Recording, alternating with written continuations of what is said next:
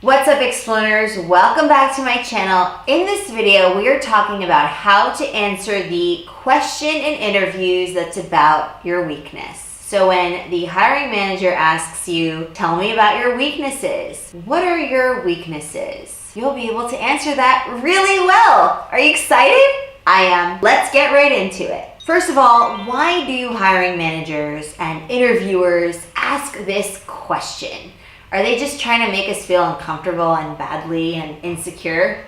No, of course not. The reason they ask this is to see how you respond to difficulty and difficult situations, what your worldview is on dealing with an issue.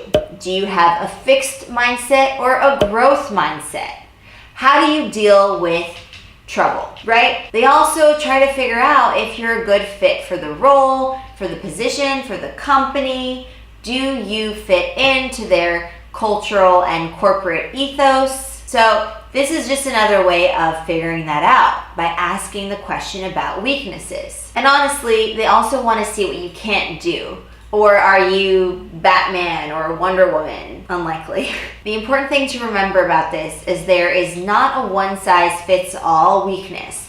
Meaning, what is considered a weakness in one job is a strength in another. It really depends on the nature of the role and on the company and what they're looking for in an employee. Some examples of weaknesses include hard skills, soft skills, interpersonal skills. And the way you answer this will help you stay in the game or make an early exit. And the idea of the interview is to stay in the game as long as you can. In many jobs, there are multiple interviews, right? You don't just go in once and then get hired. That would be great, but the reality is that most of the time you are doing a number of interviews. So when you're responding to this question about your weaknesses, you have to 100% all of the time keep in mind the job description and make sure that whatever it is that you're talking about is not a primary or secondary skill listed on the job description. Only go after the non-essential skills that are not listed there, right? If they're listed, they're essential. So go after the ones that you're not really going to need for this position, but are a would be nice. Always spin it positively, say something good, and then make sure that you're not saying anything that would be imperative to that position. The reality is, if that is the case and you're lacking that imperative primary skill, then it's not the right role for you. But don't worry, there are other roles out there, right? So don't despair. But today we're talking about how to answer that question and what to answer with so that you can stay in the game as long as possible and then get a job offer. So once you've understood what the primary and secondary skills are, then you can think about the tertiary skills. And I call them tertiary skills because they're the third tier skills that would be important for this role. So really, they're not that important for this role. They're a would be nice. So it's your job to figure out what those are and then talk about those, and hopefully some of those are your weakness. Super important to be 100% honest. You don't want to be dishonest about your weaknesses. You want to make sure that you're being truthful, because the hiring manager can definitely tell when somebody is bluffing, and you don't want to come off as that person. It's just not good practice. So the tertiary skill is something that's non-essential. It's not going to make or break your success in that position, and it won't render you incapable of fulfilling your duties in that role. An example of a tertiary role for somebody applying to an engineering position would be to mention a weakness that they struggle with their interpersonal communication skills. Because the reality is, in that engineering role that this person is applying to, the job description says that they're not going to be having that much contact with people. So in that specific engineering role, this person can list lack of interpersonal skills as their weakness because it is a tertiary skill for that role. Now, take this engineering position in another company where they need to be interfacing with clients and other people, and they need to have strong interpersonal communication skills, then obviously in that engineering role, this is not a tertiary skill, meaning it should not be brought up in the what are your weaknesses question in the interview. So you see, it can differ depending on the job description, which is super, super vital to know. And that is why you need to do your research and figure out from what's been said and what's not been said in the job description about the primary, secondary, and tertiary skills in that specific role. Always mention that you're en route to improvement, right? This is a great way of showing that you have a growth mindset, not a fixed mindset. You might not be good in one area, but you are working to improve upon that so that you can show that you have professional development interests, that you are seeking to constantly improve yourself. So when you mention a weakness, I also want you to mention that you've demonstrated that you've taken necessary steps and you've implemented an action plan so that you can become better at that skill. Maybe you've signed up for a class. Maybe you've sought the help and expertise of a qualified professional.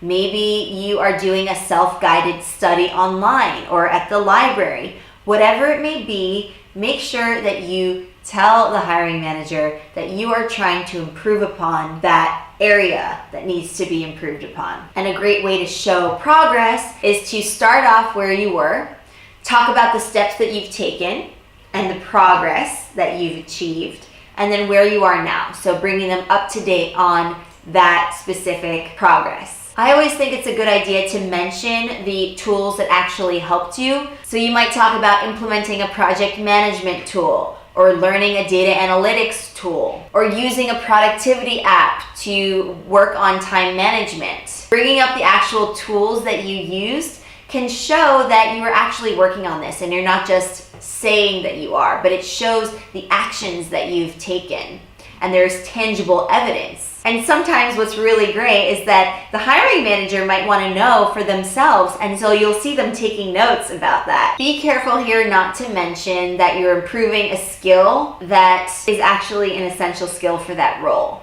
because in the hiring manager's mind, that means that you might not be ready for it. If you are actually qualified for this role and you feel confident in your ability to do XYZ, which is listed on the job description, then that's not really a weakness of yours anymore, is it? Right? So again, tertiary skills.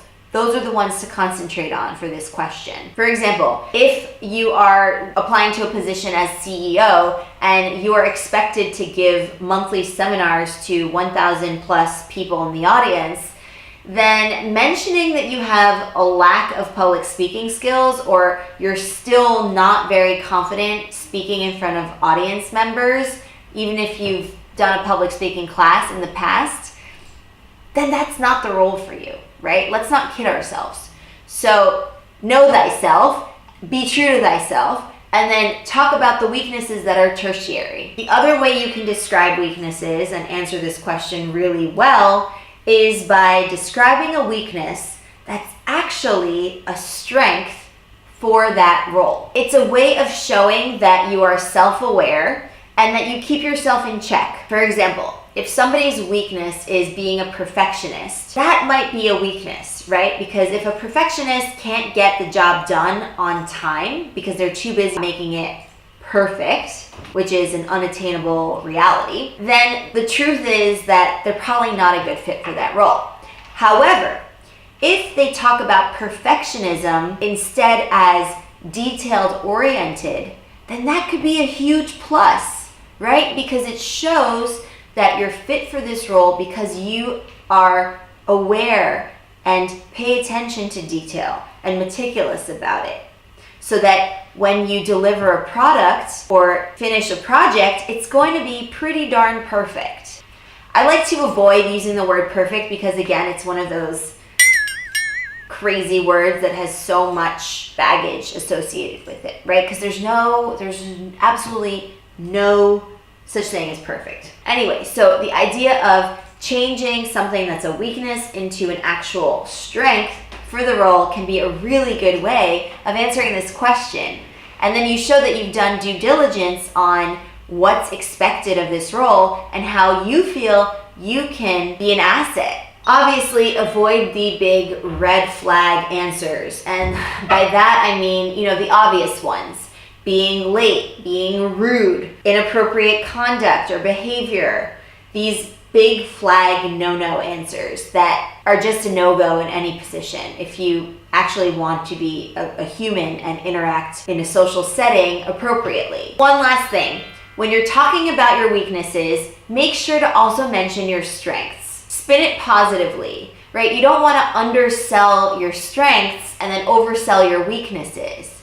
And I personally would end talking about my weaknesses with something positive and maybe even pointing towards the strength, because you probably will get a follow-up question about strength, but just in case you don't, it's a good way of mentioning that, look, I'm really fit for this job because here are my strengths. Or I worked on a similar project in a similar setting and we were really successful. Also, I would personally avoid self-deprecating humor, especially if the interview is in an intercultural, cross-cultural setting.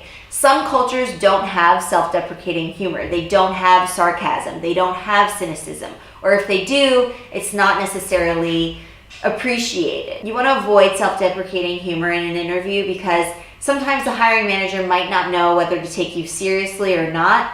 Instead, just talk directly in terms of what your weaknesses and what your strengths are. All right, Explearners, that's it for this video. I hope that you find these tips useful and insightful, and make sure to practice, and I wish you the best of luck on your next interview. I will catch you right back here on Explearning Communication Coaching in my next video. Happy Explearning!